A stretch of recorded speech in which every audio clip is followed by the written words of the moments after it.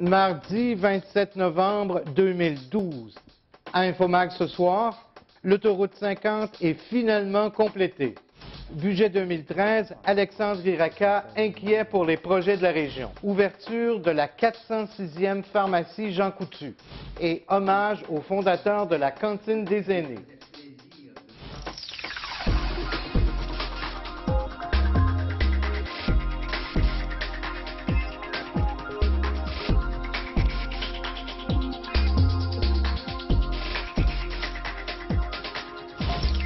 Bonsoir, mesdames et messieurs. Voici maintenant Infomag, votre magazine d'information locale. Eh bien, après 50 ans d'attente, les automobilistes de l'Outaouais peuvent désormais circuler sur l'autoroute 50 sur toute sa longueur. En effet, c'est hier, sur le coup de 11 heures, que le dernier tronçon reliant Tursault à Papineauville a officiellement été ouvert à la circulation. On sait que le projet de l'autoroute 50 avait vu le jour au début des années 70 sous le gouvernement de l'Union nationale. Ce n'est qu'en 2000 que les travaux pour compléter les derniers 90 km ont été amorcés et c'est finalement 12 ans plus tard qu'on a finalement pu voir l'aboutissement des travaux. Le coût total du projet, 800 millions de dollars.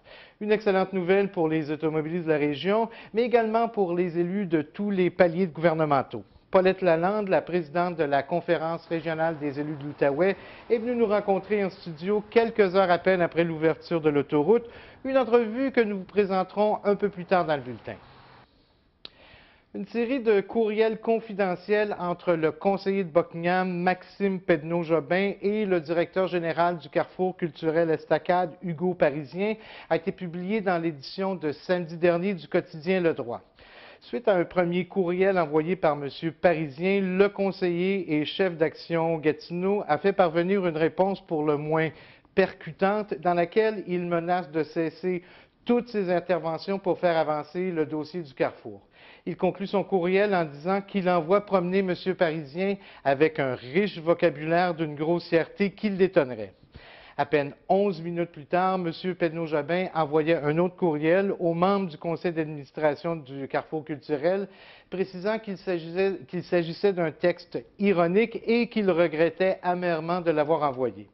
Il a tenu à les rassurer qu'il continuerait évidemment de travailler pour le bien de l'organisme. Un extrait de l'émission Parole à l'élu, diffusé sur nos ondes cette semaine. Évidemment, je continue à travailler pour l'Estacade. Je l'ai fait depuis, puis j'attends des réponses du bureau du ministre. On a fait un bilan d'une rencontre qu'il y a eu avec le service de la culture. Moi, je continue à travailler, mais bon, à un moment donné, la marmite saute. Là, elle a un peu sauté, puis c'est plate que ça soit public parce que ça arrive souvent des choses comme ça, c'est bien normal. Avez-vous eu depuis l'échange de courriel, avez-vous eu des contacts avec, par exemple, le président du Carrefour culturel? Oui, j'ai parlé au président, on s'est dit que, bon, tout le monde a un peu l'air fou d'une affaire comme ça, donc c'est plate, mais on continue à travailler ensemble, puis il n'y a pas de... Je le répète, il n'y a pas d'enjeu entre moi et l'organisme. Moi, je trouve que c'est un modèle assez extraordinaire qu'on a, l'Estacade, ici à l'Est. C'est ce qui fait que c'est difficile, parce qu'ils se battent sur plusieurs fronts, parce qu'ils sont toujours entre deux chaises. Ce n'est pas une salle municipale, mais ce n'est pas non plus complètement un tiers. C'est un partenaire particulièrement intense de la ville, mais ils sont dans une situation difficile. Ça fait qu'il faut se battre souvent pour défendre leurs intérêts. Du côté du Carrefour culturel Estacade, on précise que personne n'avait intérêt à envoyer copie de ces courriels qui sont datés du 17 octobre dernier aux journalistes du droit. Ni le président ni le directeur général n'ont voulu commenter le dossier sur nos ondes, mais on s'interroge à savoir qui aurait eu avantage à rendre l'échange de courriels public. Seuls les membres du conseil d'administration en avaient reçu une copie, mais on croit que des sources proches de l'administration bureau pourraient avoir été informées de l'échange musclé. C'est ce matin qu'a été inaugurée la 406e pharmacie du groupe Jean Coutu, qui est située au 110 rue Georges dans le secteur Masson-Angers. L'édifice compte une superficie de près de 13 000 pieds carrés et a nécessité un investissement de près de 1,5 million de dollars. On sait que de plus en plus de familles viennent s'installer dans le secteur et l'arrivée de cette pharmacie, jumelée avec l'ouverture en mai dernier du IGA Famille Grenon, vient certainement leur rendre la vie beaucoup plus agréable. J'ai rencontré le président et chef de direction du groupe Jean Coutu, François Coutu, ainsi que les pharmaciens propriétaires Alain Houd et Jean-François Gagnon. Évidemment, ici à Buckingham, Gatineau, là, il y en a coulé beaucoup d'eau dans la rivière La Lièvre depuis la première pharmacie, rappelez-vous.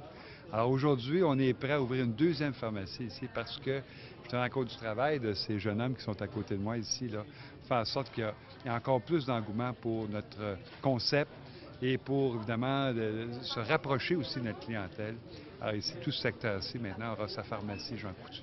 On est bien contents. C'est sûr que c'est le dernier design que le groupe vient justement de pondre, si on peut appeler ça comme ça. Il y a eu une ouverture la semaine dernière, OK? Et c'est le deuxième prototype, si on peut appeler ça. Des prototypes finaux, bien sûr, mais il y a toujours des ajustements. Mais je veux dire, on voit ici que les allées sont bien dégagées, on voit qu'il y a une illumination, beaucoup de fenêtres, de fenestration, etc. Nouveau système au niveau du comptoir en avant, vous pourrez prendre tantôt des images. C'est dynamique, c'est beau, c'est neuf, hein? Puis avec plusieurs nouveautés qu'il faut venir absolument voir, que même décrire par des mots, ça ne se représente pas. Je pense que c'est vraiment de venir voir de visu et vous allez adorer cette nouvelle succursale-là.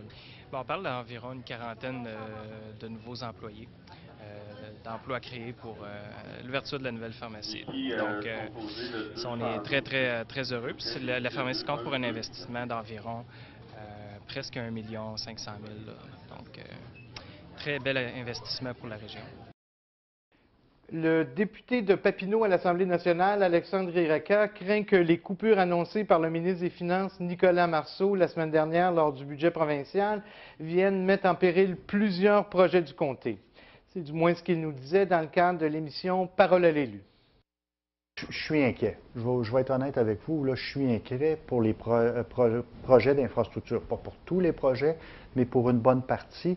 Ce que j'entends m'inquiète quand on dit qu'il y a 1,5 milliard de coupés. On a eu une rencontre avec le ministre Bergeron, les 5 députés de la région cette semaine, et c'est une rencontre très de courtoisie. On a fait part des projets qui sont en attente. Le ministre va vérifier, il va nous revenir.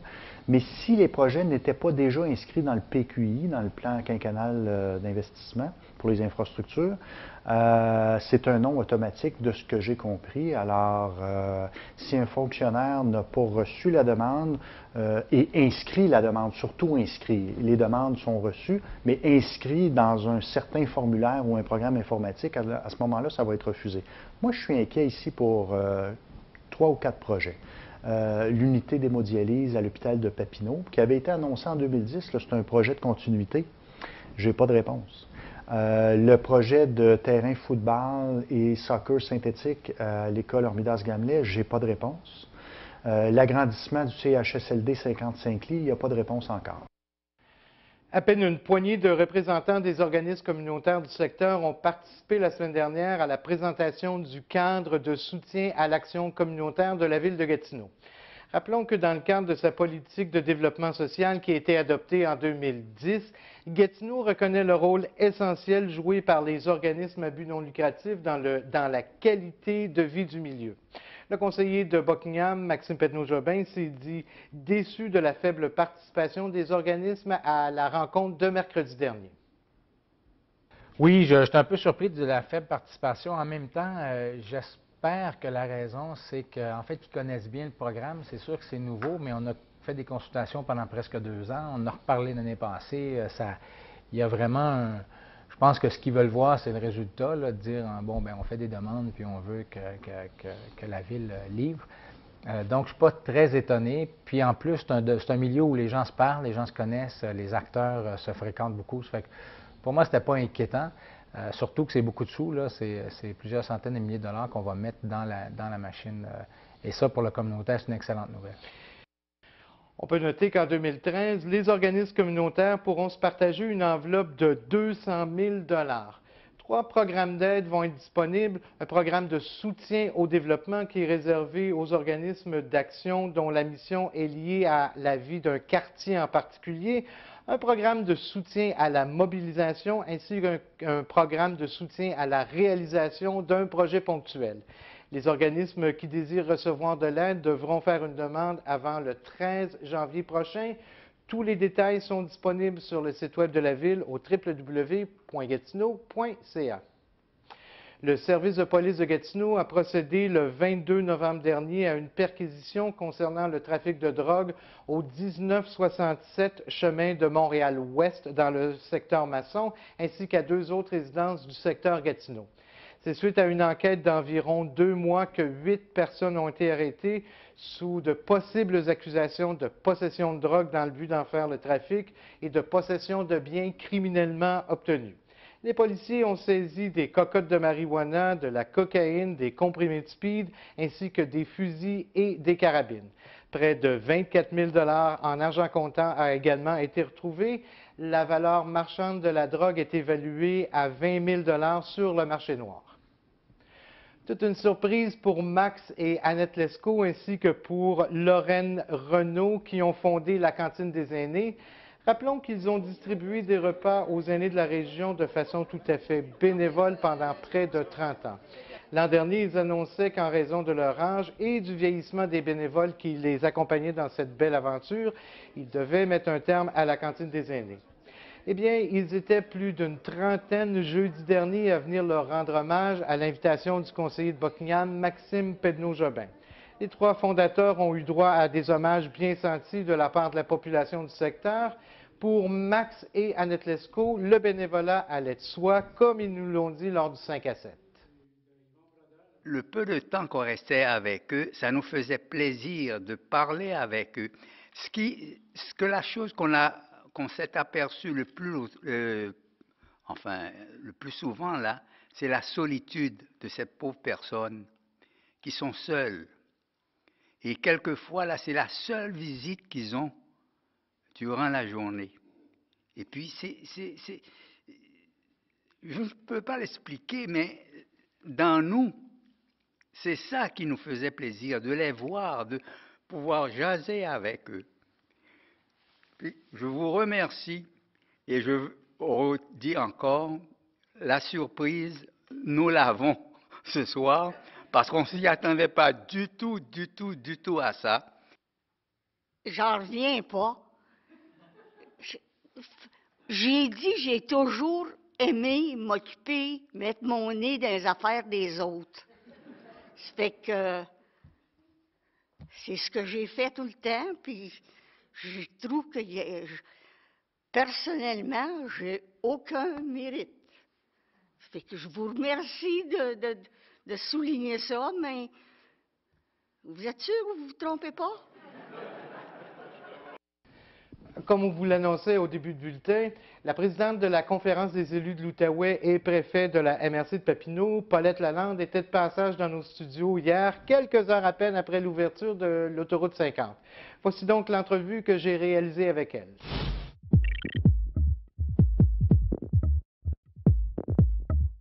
Madame Lalande, évidemment, c'est un grand jour pour les gens de la petite nation. En fait, les gens de partout en Outaouais, un grand jour. L'autoroute 50 qui a ouvert officiellement depuis hier là, sur toute sa longueur. Effectivement, c'est un grand jour. Puis non seulement pour la MRC Papineau, mais pour toute l'Outaouais.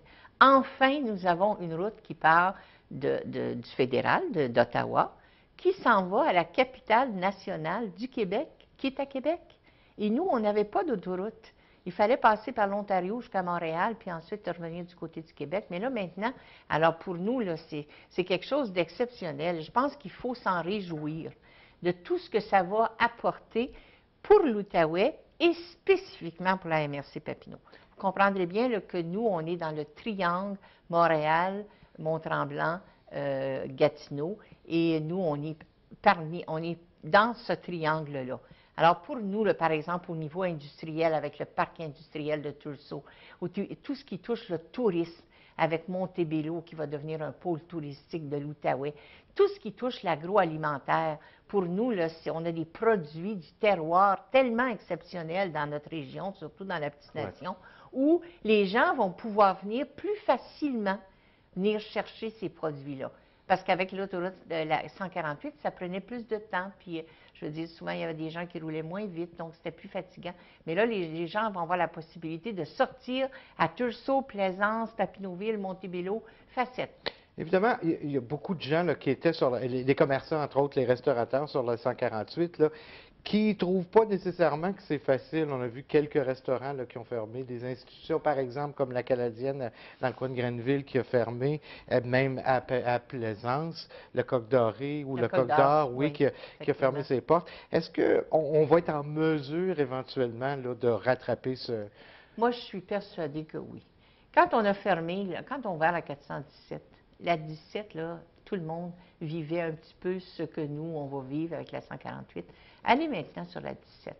Comment est-ce que ça s'est développé, puis comment est-ce qu'on a trouvé des créneaux qui sont propres à une région, puis ce que nous allons faire.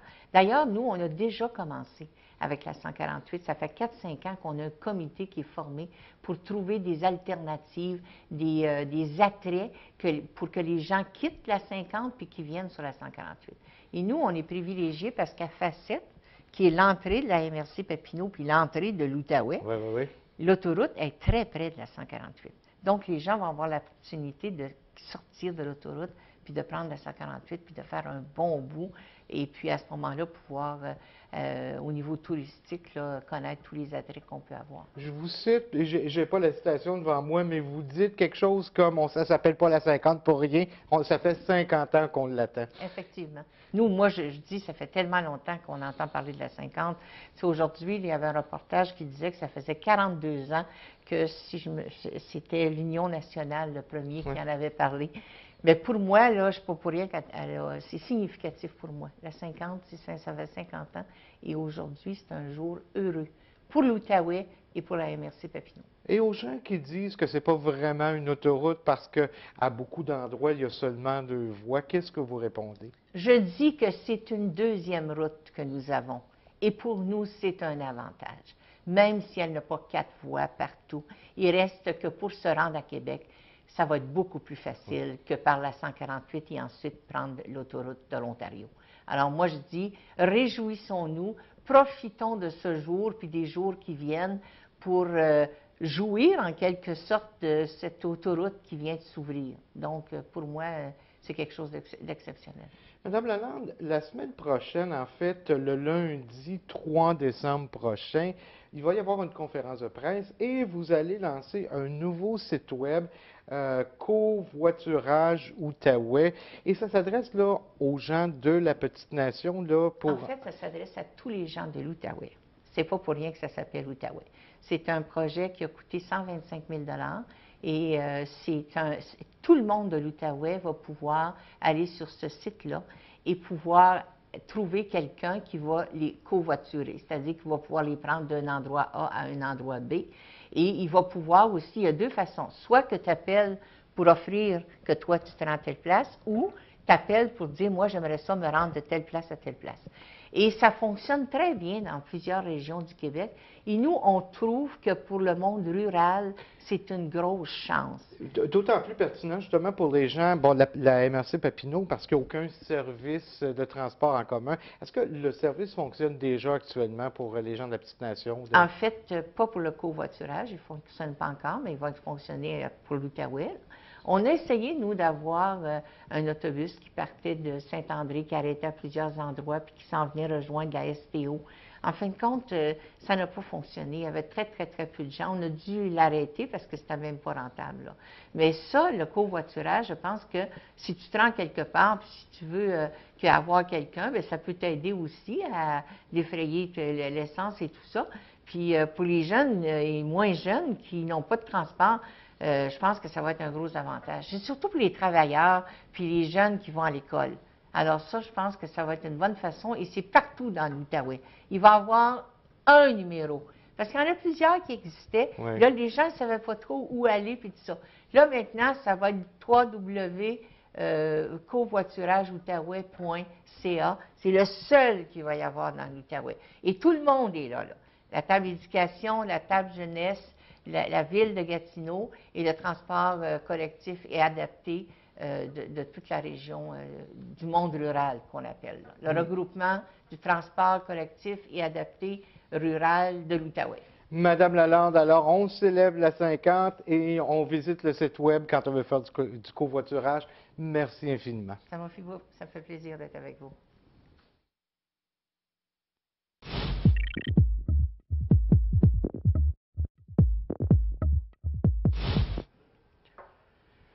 Et pour nous parler art et culture, encore une fois cette semaine, Hugo Parisien, directeur général du Carrefour culturel Estacade. Évidemment, Hugo, on a parlé un petit peu de vous en début de bulletin, échange de courriels confidentiels entre vous et le conseiller Maxime Penneau-Jobin. Vous nous aviez dit que vous ne vouliez pas commenter la fuite dans les journaux, mais vous voulez quand même nous parler du projet qui a été présenté là, dans le cadre qui a été changé là, dans le cadre de ces courriels-là. Effectivement, donc pour rester en poste, évidemment, j'ai dû démontrer hors de tout doute raisonnable que c'était pas moi qui avais envoyé le courriel. Donc on ne sait pas encore, d'après les données, si c'est du côté de M. Penneau-Jobin ou de notre conseil d'administration qui a envoyé le courriel. Vous comprendrez qu'on ne veut pas commenter parce qu'on a espoir que le projet voit le jour. Mais je suis persuadé que M. Penneau-Jobin va être d'accord avec moi. Ce qui est important de retenir de tout ça, c'est le projet qui est à l'intérieur de ça. Ouais. Et c'est le projet porteur qui est appuyé par le Carrefour culturel. Et c'est ce qu'il faut se rappeler. Et ce que je tiens à dire aux gens, c'est que le projet a été déposé avant même le dépôt du terrain synthétique, là, ce qu'on a accepté à l'intérieur du budget discrétionnaire de M. le conseiller. Le projet se veut une amélioration de la salle des jardins, donc changer les bancs. Là, je sais que les gens savent que certains ont perdu leur manteau, je m'en excuse, au point de vue de la salle. Donc, il y a des changements de bancs, de l'amélioration des loges, toutes sortes de choses à ce niveau-là. L'amélioration, une billetterie en ligne, c'est des éléments qui vont nous permettre de faire beaucoup plus d'activités. Là, on est une équipe administrative qui fait tout à la main, contrairement aux autres salles, et on estime que la Ville de Gatineau a peut-être une partie à faire puisqu'elle paie plusieurs autres éléments dans les autres secteurs de la ville. Donc, au point de vue du projet, c'est ce qu'on a déposé. Donc, on a présenté à M. Penneau-Jobin un projet duquel 60% des coûts étaient retrouvés. Le CLD de Gatineau est impliqué, la commission scolaire est impliquée également, le MAMRO, donc le ministère des Affaires municipales injecte des sous à l'intérieur de tout ça. Et puis, il restait un certain pourcentage à aller chercher. On avait rencontré l'équipe de la culture et de la ville pour faire en sorte à savoir s'ils étaient intéressés. Ils nous ont dit effectivement aller chercher des sous ailleurs. Et on a déposé ce projet-là dans le cadre du projet discrétionnaire du conseiller et aussi dans le cadre du surplus de l'ex-ville. Et c'est les deux demandes à deux reprises que j'ai envoyées au conseiller. Là. Ça explique le courriel. Et ce qui est important de souligner ou de se rappeler, c'est que les liens de communication vont quand même continuer entre la Ville de Gatineau et le Carrefour culturel Estacade. On reste au Carrefour culturel, à la salle des Jardins, en fait. Revenons spectacle. À la culture. Oui, effectivement, volet culturel. Le 9 décembre, un spectacle. Vous nous en parlez depuis quelques semaines. Père Nicolas Noël, est-ce qu'il y a encore des billets, Hugo? Non, c'est complet pour le spectacle. Très bonne nouvelle de ce côté-ci. Complet pour le Père Nicolas Noël qui nous affiche son premier spectacle à vie, à vrai dire, et c'est un véritable succès pour l'ensemble du Québec. Ça se remplit à tous les niveaux. Il faut dire qu'il a été découvert à l'intérieur de la programmation des spectacles d'Arthur l'Aventurier et le DVD qu'il a produit est d'une qualité exceptionnelle. Les familles qui l'ont acheté sont bien contents du résultat. Et il est en spectacle le 9 décembre, mais pour cette fois-ci, c'est complet. Oui, souhaiter bon spectacle à ceux qui se sont procurés des billets. On passe maintenant à la chronique de Daniel Lafortune. Qu'est-ce que Daniel nous propose aujourd'hui? Monsieur Lafortune qui nous présente le film Le Prénom et qui a une suggestion DVD pour nous. Donc, place à Daniel. Ça faisait longtemps que je n'avais pas ri autant au cinéma français, dans cette comédie Le Prénom. C'est une réalisation de Mathieu Delaporte et Alexandre de la Patelière.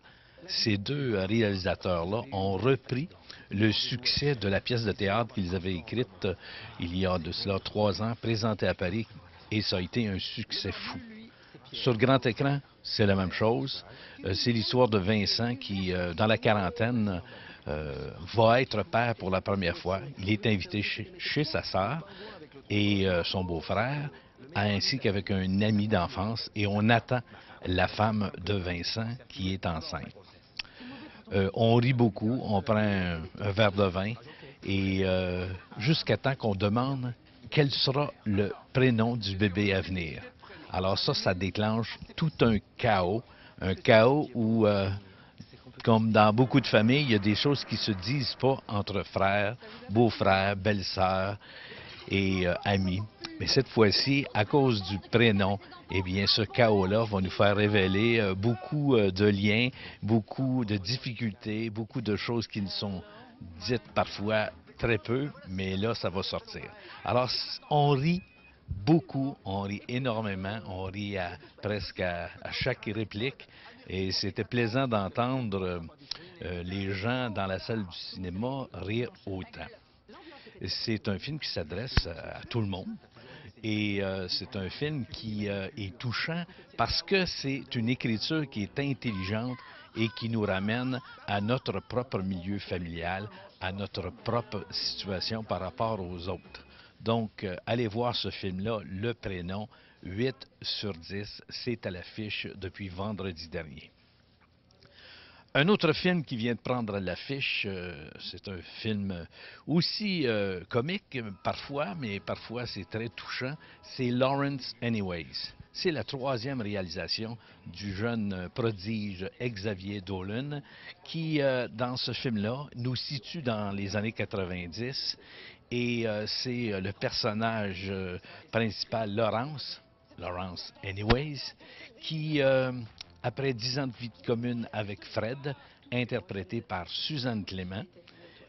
Laurence, c'est Melvin Poupeau, un Français, qui vit avec ce personnage, mais qui vit aussi avec Fred, et va décider, après 10 ans de vie commune, de changer de sexe.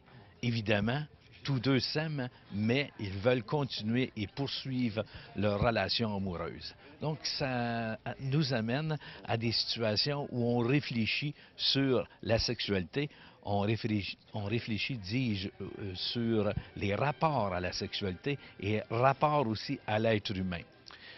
Teinté de musique des années 80, ça nous ramène un peu aux musiques romantiques de cette période-là. C'est un film qui est touchant, comme je vous le disais, mais qui touche, qui graphine, je pourrais dire, les relations entre individus.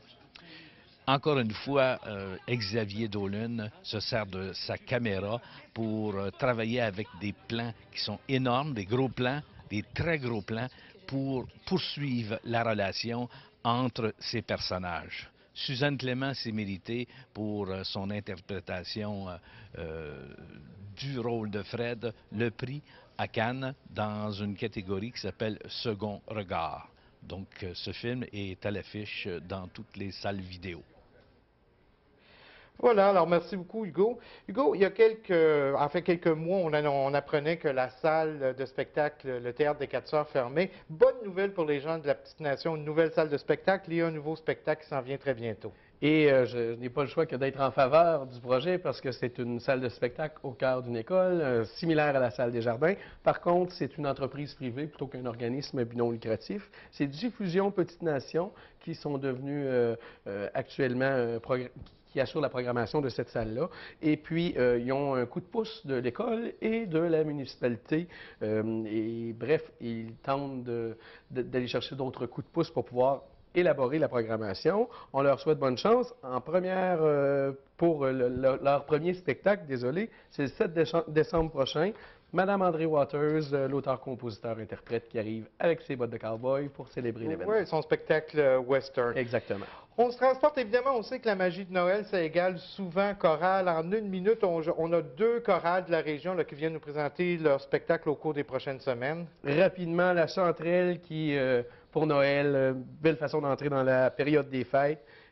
Toujours dirigée par M. Daniel Lafleur, le 9 décembre, à l'église Jean 23, au 1194 Saint-René-Ouest à Gatineau.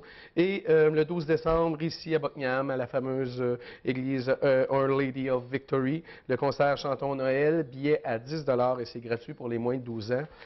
Et également, il y a le Chœur de Pommes, une trentaine de choristes sous la direction de Samuel Boivin, qui présente son spectacle de Noël aussi, donc le 8 décembre, 19h30. Ça se passe à l'église de Saint-André-Avelin. Pour de l'information, 819-983-2005. Évidemment, on y revient, Hugo. Merci beaucoup. Alors, c'est ce qui complète notre émission pour aujourd'hui. Je vous donne rendez-vous jeudi prochain. On va parler sport avec François Croteau. C'est Michel Pilote. Bonne fin de soirée.